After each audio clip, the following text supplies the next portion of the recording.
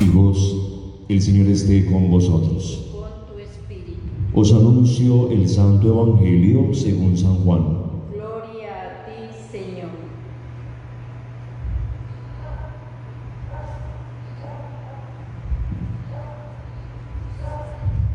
En aquel tiempo, junto a la cruz de Jesús, estaban también su madre, la hermana de su madre, María de Cleofás y María Magdalena. Al ver a su madre y cerca de ella al discípulo que él tanto amaba, Jesús le dijo: Mujer, he ahí a tu hijo. Luego dijo al discípulo: He ahí a tu madre. Y desde aquel momento el discípulo la recibió como su propia madre. Después, sabiendo que ya todo estaba cumplido y para que la escritura se cumpliera hasta el final, Jesús dijo: Tengo sed. Había allí una vasija llena de vinagre. Empaparon pues una esponja, la ataron a una rama de hisopo y se la acercaron a la boca. Después de beber el vinagre, dijo Jesús: Todo está cumplido. E inclinando la cabeza, entregó su espíritu. Como era víspera del sábado, los judíos le pidieron a Pilato que mandara quebrar las piernas de los crucificados y retirar sus cuerpos para que no quedaran en la cruz hasta el día siguiente, que era un sábado muy solemne. Los soldados fueron y quebraron las piernas a los que habían sido crucificados con Jesús. Pero cuando llegaron a él, al ver que ya estaba muerto, no le quebraron las piernas, sino que uno de los soldados le atravesó el costado con la lanza y enseguida brotó sangre y agua. Palabra del Señor. Gloria a ti, Señor Jesús. Muy bien, hijos, estamos hoy en la celebración, como les decía al iniciar la Eucaristía, la celebración de Santa María, Madre de la Iglesia. Es una celebración maravillosa que nos permite hoy mirar a María como un referente de vida. Yo por eso quiero que tomemos algunos elementos de las lecturas de este día y a partir de esas lecturas pues sigamos construyendo esta reflexión. Vámonos hasta el libro del Génesis. En el libro del Génesis acabamos de escuchar el relato de la caída del hombre. Y fíjense ustedes tan particulares los elementos de esa caída del hombre. Dios quiere todo lo bueno para la humanidad. Dios quiere todo lo bueno para nosotros. Nos instala en el jardín del Edén. Nos instala en un espacio maravilloso, lleno de vida, lleno de amor, lleno de paz. Y en ese espacio el Señor nos da a nosotros la posibilidad, nos da un libre albedrío de seguir su camino, o también nos deja la libertad, aunque nos aconseja, de no ir por caminos que no son buenos. A mí me encanta eso, hijos, la libertad con la que Dios nos creó. Sería ridículo pensar que Dios nos creó para que nosotros estuviéramos como unos borregos detrás de Él simplemente por una obligación. Él nos propone cosas maravillosas. Nos propone cosas muy bonitas, pero realmente son realidades que tendríamos que revisar desde ese libre albedrío. Fíjense ustedes cómo el Señor hoy nos propone a nosotros seguir el camino correcto o desviarnos. ¿Qué fue lo que pasó con los primeros hombres? Fue una cosa muy, pero muy importante. Lo que pasa con los primeros hombres es que ellos de alguna manera caen en el pecado básicamente por desobediencia. El primer pecado de la humanidad, hijos, es la desobediencia. Es el primer pecado de la humanidad. Por eso decimos que es un pecado original, porque como que nace en nosotros. A ninguno de nosotros nos enseñan a desobedecer. ¿A quién le enseñan a desobedecer? A nadie. A nadie le dicen: vea, se desobedece de esta manera. No. Usted le dice a un niño, yo siempre he puesto el mismo ejemplo, usted le dice a un niño: vaya, tráigame las chanclas. Y el niño simplemente dice, no quiero, pero ¿quién te dijo que no obedecieras? ¿Cómo te enseñaron a no obedecer? La desobediencia pareciera pues entonces un pecado como que viene impreso en el ser humano, en el sentido de que el hombre le puede dar rienda suelta. El hombre lo que hace es desobedecer el llamado del Señor. Cuando le dice, vas a comer de todos los árboles del jardín, del fruto de todos los árboles, pero menos de este. Ahí es donde entra el mal, hijos.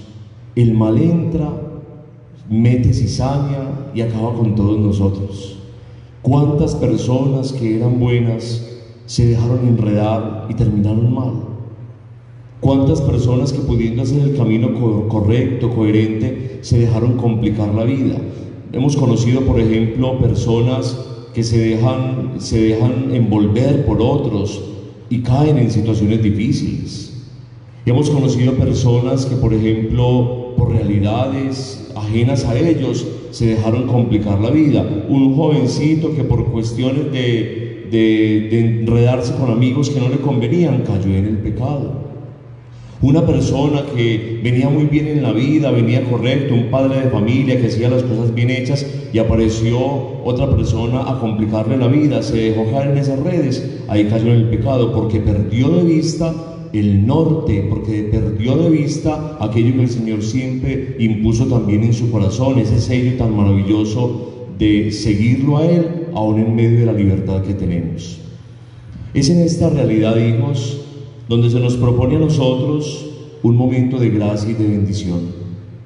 ¿Por qué? Porque fíjense ustedes que tenemos la capacidad, la posibilidad de transformar nuestra historia de acuerdo a la posición que cada uno quiera tomar, quiera tener en su vida. ¿Qué es lo que pasa cuando el pecado llega a la vida de un ser humano? Básicamente empezamos a tirarnos la pelota, como pasó con los primeros padres. El Señor le pregunta a Adán, que ya descubre de alguna manera su culpa, ¿qué pasó? Y el hombre le tira la pelota a la mujer, fue ella, no fui yo, fue ella.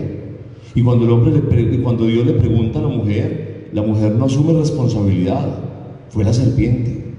Fíjense ustedes cómo se nos va volviendo a nosotros la vida cuando no asumimos la responsabilidad de nuestras decisiones, cuando no asumimos la responsabilidad de los actos de todos los días. El hombre dice que fue ella dice que fue la serpiente. Sin embargo, ellos en medio de esta realidad se encuentran con la infinita misericordia de Dios. Fíjense ustedes, hijos, que aunque Dios reprende a los primeros padres, Dios no se ensaña con ellos. El enojo principal de Dios no es tanto con el pecador, sino con el pecado, la fuente del pecado, el mal. Fíjense ustedes que Dios se va con toda frente a la serpiente, porque Dios, lo hemos dicho muchas veces, Dios no aborrece al pecador, pero sí al pecado. Por eso el pecado es el que hay que arrancar de tajo, el pecado es el que hay que evitar a toda costa, el pecado es el que hay que sacar profundamente de la vida, no al pecador, porque es que pecadores somos todos. Cualquiera de nosotros puede cometer un error, empezando por mí. Cualquiera puede fallar. Sería ridículo pensar que Dios odia o aborrece o desprecia al pecador. Dios sí desprecia el pecado, que es fuente de mal, que es fuente de desdichas.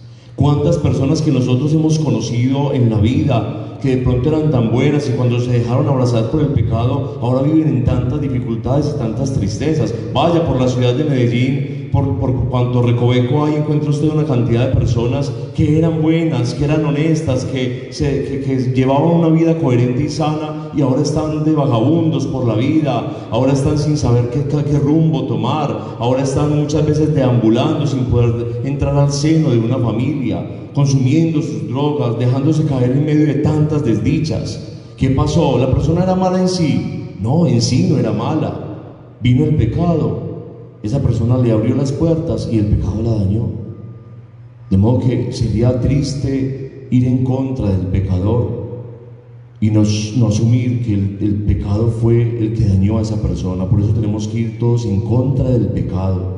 Tenemos que estar en contra de aquellas situaciones que nos arrastran la vida a cosas que no son buenas. Y en medio de todo este panorama aparece entonces una mujer que es capaz, que de alguna manera se convierte en la nueva Eva, porque esta mujer que de alguna manera supera a la primera mujer, Eva, esa sí no viene con mancha de pecado, María. Miren ustedes qué tan bonita la experiencia, hijos, de María como madre de la iglesia, porque María está en acontecimientos muy importantes de la vida de Cristo, y desde el mismo momento en que Cristo está en el seno de la Virgen María, María también se convierte en madre de la iglesia. María es madre precisamente porque siempre acompaña a su Hijo Jesucristo, no solamente en los quehaceres cotidianos, sino también lo acompaña en la escucha de la palabra. María, desde el primer momento en que dice sí, fiat, se entrega completamente. Y fíjense que ese sí de María no es un sí momentáneo, es un sí que empieza desde el anuncio del ángel y va no solamente hasta la cruz, sino hasta Pentecostés, y de ahí en adelante hasta que es asunta a los cielos. Hechos 14 nos va a indicar, hijos, Hechos 1, versículo 14, nos va a indicar que María estaba presente con los discípulos el día de Pentecostés, el día en que nace la iglesia. Pero antes incluso de ese momento, ya como escuchamos en el Evangelio, el Maestro nos la había dejado como madre, cuando se la entregó al discípulo que tanto amaba, y en él a todos nosotros. Cómo es de bonita la vida cuando uno tiene a María como referente en su vida, cuando María se convierte en referente para su existencia. Vamos a pensar hoy, hijos, en toda esta realidad tan bonita de una madre para nosotros, una madre que nos regala paz y que nos regala amor, precisamente porque acompañó a su Hijo en todas las etapas de su vida. ¿Cómo acompaño yo, o cómo me dejo acompañar de Jesús? ¿Cómo soy yo cercano a Jesús y cómo dejo que Él sea cercano a mí? ¿Cómo permito yo que el pecado, que de alguna manera está deambulando por todas partes, siga de largo y no se apodere de mi corazón? Y otra pregunta: si yo cometo errores, ¿soy capaz de asumirlos? Si yo cometo errores, ¿soy capaz de tener de asumir la responsabilidad de mis actos? De asumir: esto pasó porque yo mentí, esto pasó porque yo le fallé a tal persona, esto pasó porque yo tomé una decisión que no era buena, esto pasó porque yo asumo la responsabilidad de la situación que estoy viviendo. Tantas enseñanzas de este pasaje de hoy.